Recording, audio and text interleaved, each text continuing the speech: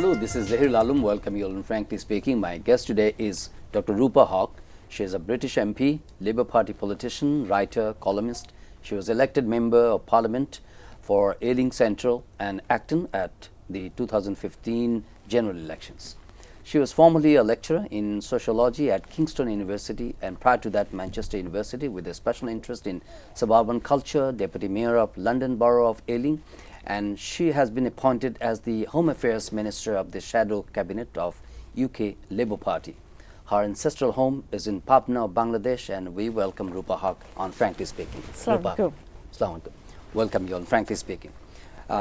Today is International Mother Language Day. In observance of the sacrifice the language movement martyrs laid down to establish Bangla as a state language that during 1952. So internationally it has been recognized. So we can speak some Bangla in this program. Usually we do not speak in Bangla. This is an English speaking program, but as you are Bangladeshi origin British politician, we can speak some Bangla also. So কেমন আছেন?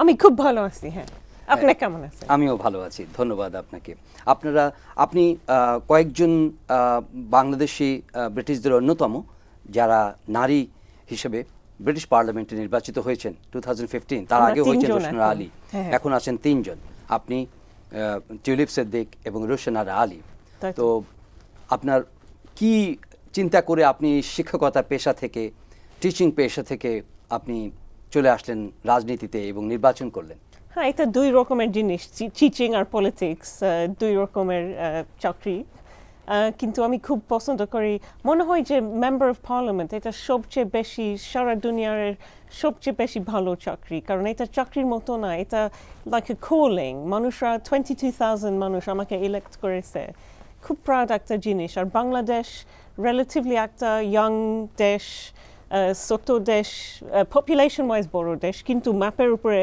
ছোট land মাস তিনটা আমরা British MP Bangladeshi origin এটা খুব proud জিনিস আমার জন্য আর সবার জন্য মনে হয় আমি জানি না whether you are aware or not the one of the major language movement martyrs whose name was Rafiq and I heard that your son's name is Rafiq was there any relation when you name his maybe subconsciously maybe not directly but I mean yeah my son Rafiq who's 12 years old is with me too it's his third time in Bangladesh so it's very important to show the next generation he is now I guess third generation I'm second generation to show these young generation their culture their roots it's very important we all know that Rupa in British society the third and fourth generation British Bangladeshis have been making very good degree of contributions in many sphere of life including business politics and some other sectors so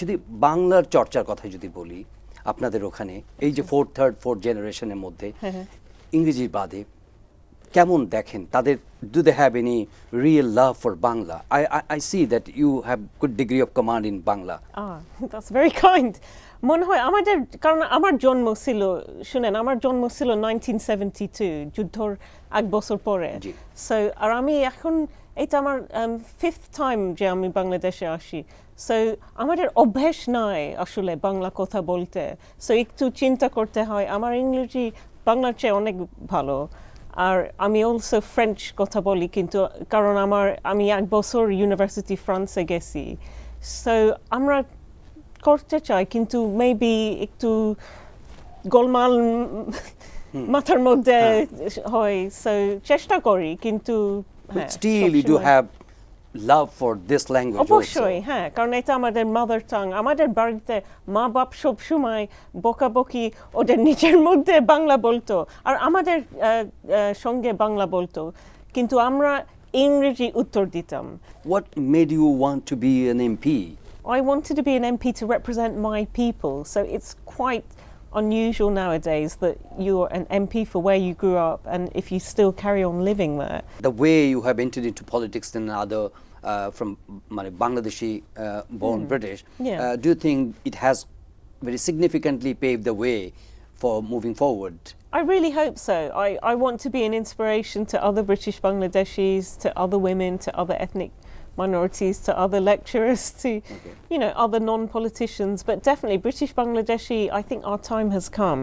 Okay. Rupa, I mentioned that you are also the Shadow Affairs Minister from the Labour Party. What is your prime responsibility? How do you oversee? How do you perform your responsibility? Yeah, so what shadow minister means is it's not like a real minister. Definitely. So shadow, I guess the word sire, that kind of thing. So when the real minister moves, like a shadow, I move with the real minister.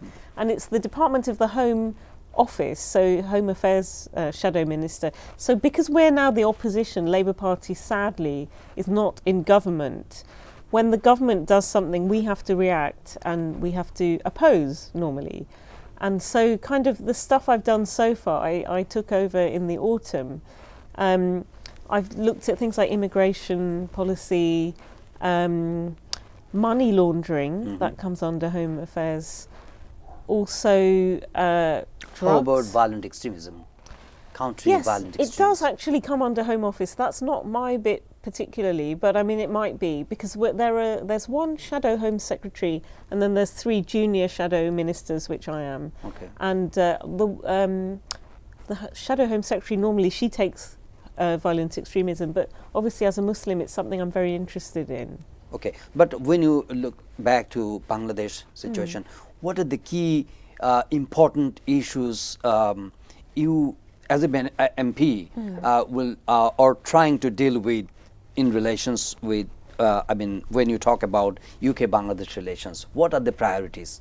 I mean, I guess at the moment we're living in the post-Brexit era because we voted on the 24th of June to leave the European Union, so maybe building trade relationships. Okay.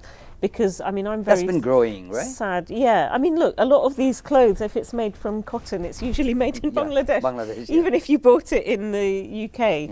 So, you know, we need to build those ties, but we also need appropriate protections and legislation for the workers, because you hear about the garment girls and the Brexit people who wanted to leave the European Union lied. They misled a lot of Bangladeshi people, and they said, if you vote for this, because we'll limit the EU migration, we can bring all the Bangladeshis. And it was a lie, because I've asked in my Home Office role, when are they coming? When can I see my relations? So you are not reaping benefit out of Brexit outcome? So, I mean, just basically the people who wanted to leave told a lot of lies. They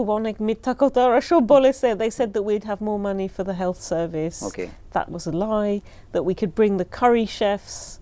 You know, members of the current government were saying, if you vote for this, then the Bangladeshis can come. It was not true.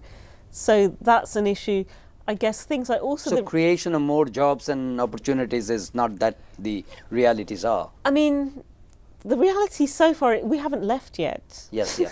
But already the value of our pound sterling is going through the floor. Yeah. It's worth nothing now.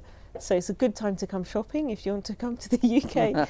So, I mean, we don't know the full effects, but lots of, you know, I worry. We have to make the best we can of it now. We have to get the best deal, because we are leaving. Okay. We had those votes the other day. Looks like we're going. But yeah, I mean, the thing is, Brexit, the phenomenon of leaving, it used to be a self-contained subject, European Union, but now it's affecting everything. Everything I speak about, even as a university academic, many courses are going to close because European students are unsure of their future. Before we had these agreements that they could come and lots of funding, lots of our science budget came from EU, and now already British researchers we haven't left yet, but they're being rejected because people are thinking, you're going, we're not going to give you this money. Lots of students, international students generally. The opportunities are squeezing. I feel, yeah, international students, actually Modi raised this with Theresa May when she went to India. Okay. They've stopped coming because it's seen as an unfriendly, unwelcoming place. Okay. So we need to keep the cultural and economic educational exchange going. So I'm worried about that. I want to get the best possible deal for Britain, for Ealing, Acton and Bangladesh. How the British government or the British administration or in general the British community or society look at the overall development and overall progress which we have already been made over the years. How do you observe? How do you evaluate when you're looking back to Bangladesh? I mean, I think to the average British person, they probably don't know very much. They don't know what amazing natural resources there are, what a lush green country it is.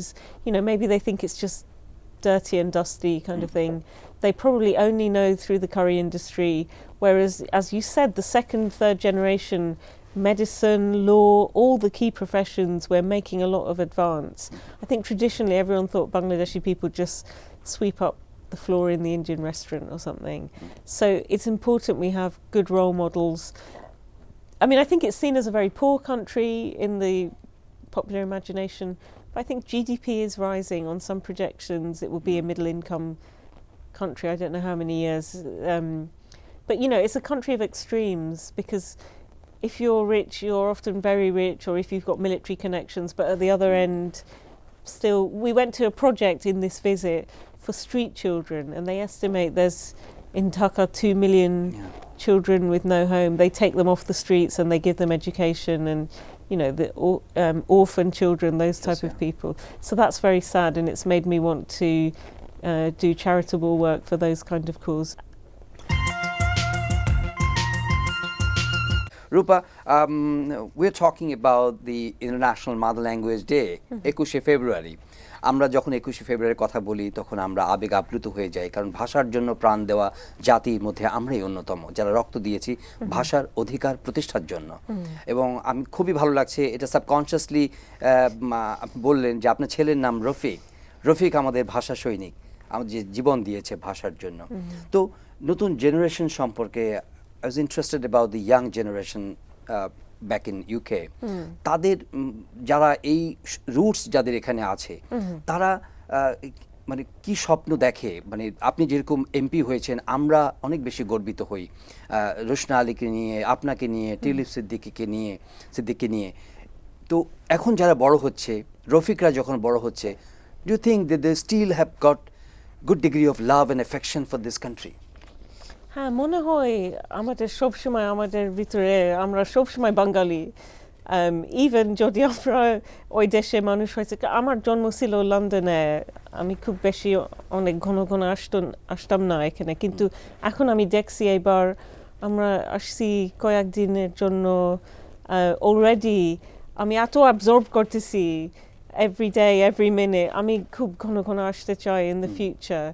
আর হ্যাঁ, মনে হয় যে it's dangerous that with the second, third generation, আমার মা তো বলতো যে যেমন in America you have these Italian Americans, যেমন Madonna, you know, maybe or connection আর নাই ইতালির সাথে, বা American Irish, আমাদের দেশে ইংল্যান্ডে অনেকে Irish, they just say, oh, I used to be Irish. This is important that, you know, আমরা এটা হারে ফেলি না, you know, your roots are very important, and I guess the language struggle is also important. Amra silam 2 দিন আগে শহীদ মিনারে, আসলে এখন ইংল্যান্ডে আমি দেখছি 2টা শহীদ মিনার রেপ্লিকা ছোটটা ওরা বানাইছে। ইস্ট লন্ডনে একটা আছে in Whitechapel district, আর নর্থ অফ ইংল্যান্ড ওল্ডহাম ওখানে একটা শহীদ মিনার আছে।